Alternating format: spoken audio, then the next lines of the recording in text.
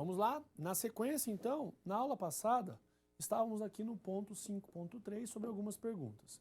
Já falamos se o Poder Judiciário pode revogar o ato administrativo, já conversamos sobre isso.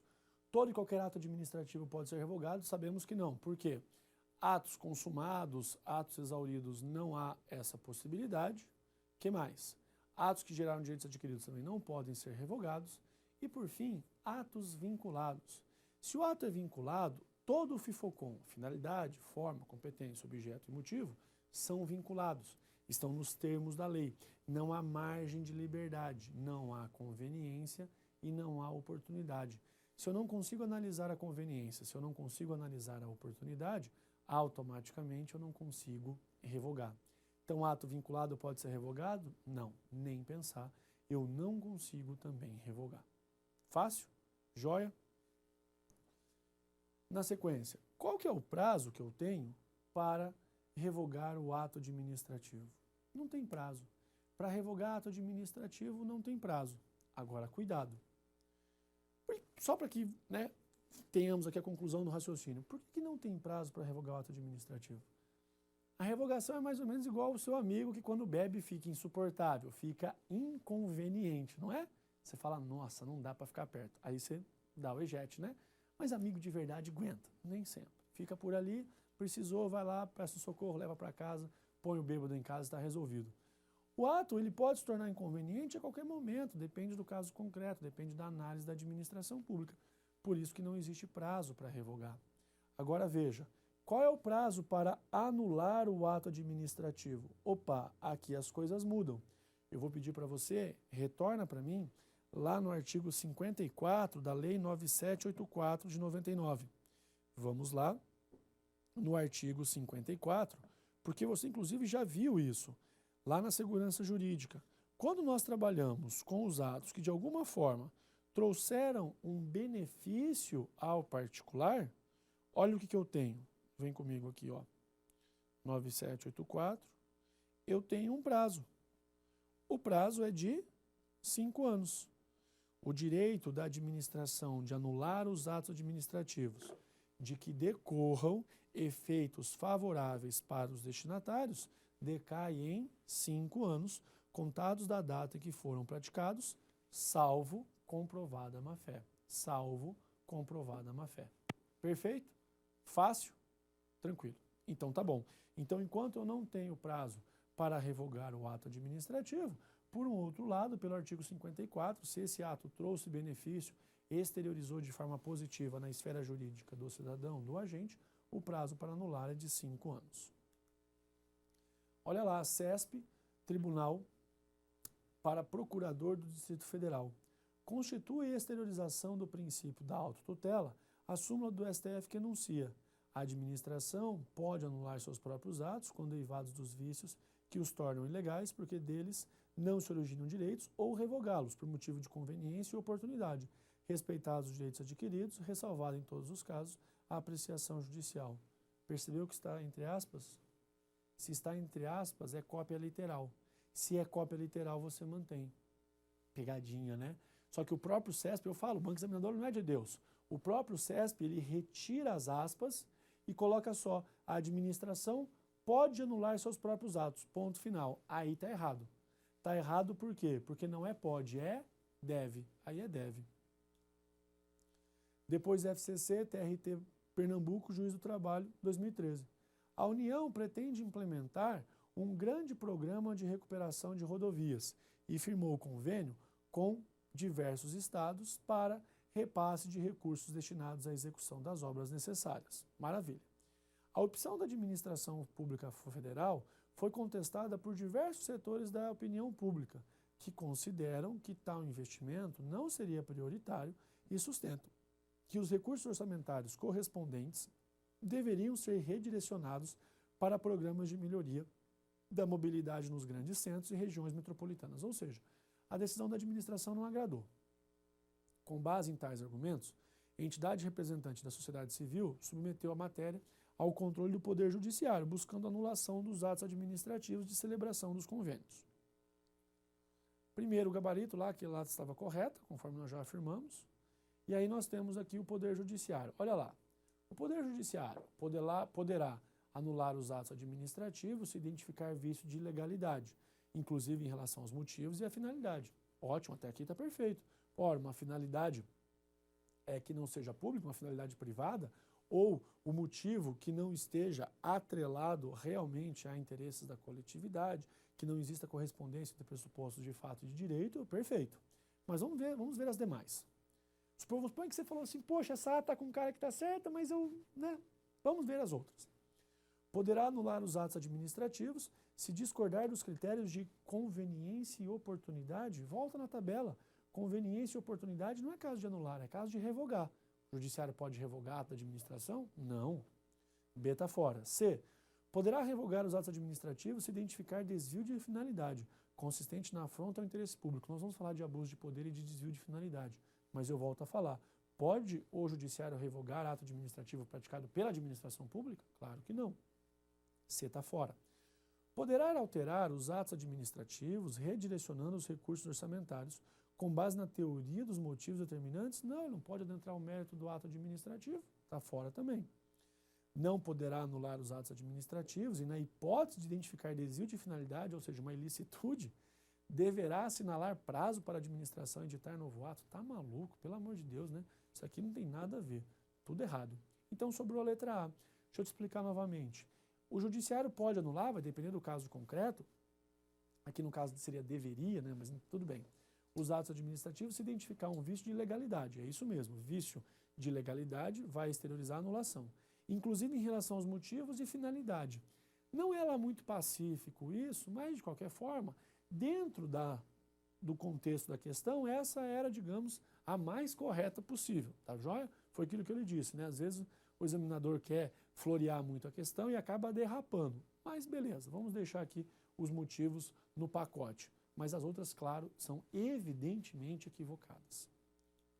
Gabarito A. Classificação dos atos administrativos. Isso cai bastante, ultimamente vem caindo até mais do que propriamente as espécies dos atos administrativos. E na classificação, nós vamos uma a uma, porque depois isso aqui facilita muito para a gente lá em poderes. Você estudou ato vinculado, estudou ato discricionário, chegou em poder vinculado, chegou em poder discricionário, está em casa. O que é o poder vinculado? Perdão, o que é o ato vinculado? O ato vinculado é aquele que todos os elementos do FIFOCOM, todos os requisitos estão vinculados, ou seja, eles estão fixos, rígidos na lei. Você pergunta, Barbieri, tem possibilidade de flexibilização? Não tem. Tem possibilidade de análise de conveniência ou oportunidade? Não tem. Tem possibilidade de algo mais maleável, conforme o caso concreto? Não. Não tem o que fazer. Exemplo, o aprovado em concurso público, dentro do número de vagas do edital, a administração, quando divulga o número de vagas, ela está vinculada àquele número de vagas. Então você, amanhã, né, se Deus quiser e há de querer, foi aprovado no concurso público. Dentro do número de vagas do edital, lindo, pode comemorar. Por quê? Porque a administração está vinculada, ela tem que necessariamente lhe chamar. Pronto, ato vinculado. Qual é a margem de liberdade de um ato vinculado? Nenhuma, zero. Cumpra-se a lei nos termos da lei e ponto final. Estamos conversados. Agora, ao contrário, existe o ato discricionário. O ato discricionário é aquele que tem margem de liberdade. O ato discricionário é aquele que eu trabalho a conveniência, trabalho a oportunidade. E dentro, no caso concreto, diante de uma situação real, o administrador tem que tomar a decisão, claro, a decisão que melhor contribua para os interesses da coletividade. Então, exemplo clássico. Nós temos a necessidade de construir um posto de saúde e temos a necessidade de construir um módulo da Polícia Militar.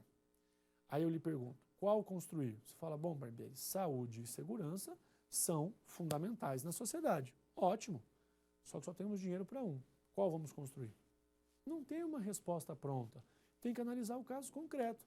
Você fala, poxa, naquele bairro, naquela região é alta a violência, os índices são altíssimos. Talvez seja mais oportuno, mais conveniente a construção do módulo da Polícia Militar. Ou então você diz, Barbieri, ó, lá não tem registro de crimes, nada disso, mas a população não tem acesso à saúde. Um posto de saúde seria imprescindível. Então vamos dar prioridade a esse posto de saúde. Por quê? Porque existe discricionariedade. Existe uma margem de liberdade. Essa margem de liberdade se reflete na análise da conveniência e da oportunidade no caso concreto. Ótimo. Aí nós temos o chamado mérito do ato administrativo. Mérito do ato administrativo. Quando eu falo de mérito, você lembra de uma palavra. Mérito, liberdade. Mérito é liberdade. Então quer dizer que o ato discricionário é aquele que possui o mérito? Possui. E o judiciário pode adentrar esse mérito? Não. Porque se o judiciário adentrasse nesse mérito, se adentrasse essa margem de liberdade, essa discricionariedade da administração pública, a tripartição dos poderes seria atingida, seria atacada. A harmonia e a independência seria frontalmente atingida. Então o judiciário não pode. Então é por isso que a análise da revogação, como regra, cabe à administração pública. Perfeitamente. Então cuidado com isso. Agora, essa liberdade, concorda comigo que ela não pode ser absoluta. Porque senão esculhamba, né? Esculhamba. Nós estamos no Brasil, né? Vamos contextualizar. Ninguém está falando da Finlândia, da Suécia, da Noruega. Nós estamos no Brasil. Essa margem de liberdade não pode ser absoluta, até porque não existe nada absoluto no direito. Nem mesmo o direito à vida. Então pensa, essa margem de liberdade, veja, a liberdade no ato administrativo é absoluta? Claro que não. E por que não é? Porque é a lei que vai fixar essa margem de liberdade. A lei é que concedeu essa margem de liberdade. Primeiro caso, suspensão do servidor público, Lei 8.112 de 90. Ela vai de 1 até 90 dias. A lei concedeu essa margem de liberdade.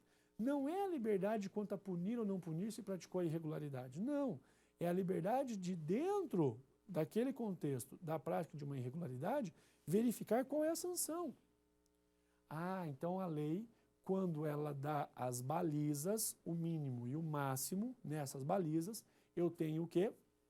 Eu tenho a possibilidade de percorrer, conforme o caso concreto, aplicando a proporcionalidade. Quanto mais grave a conduta, mais grave a sanção respectiva.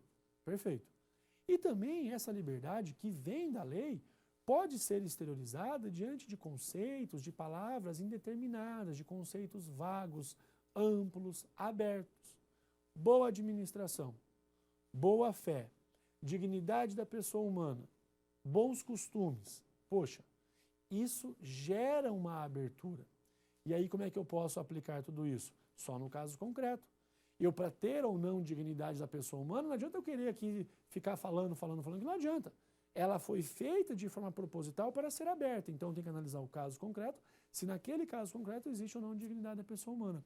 Em outras palavras, a liberdade no ato administrativo é absoluta? Não, ela é relativa, porque é a lei que fixa essa liberdade. E mais, a lei fixa essa liberdade de duas formas clássicas.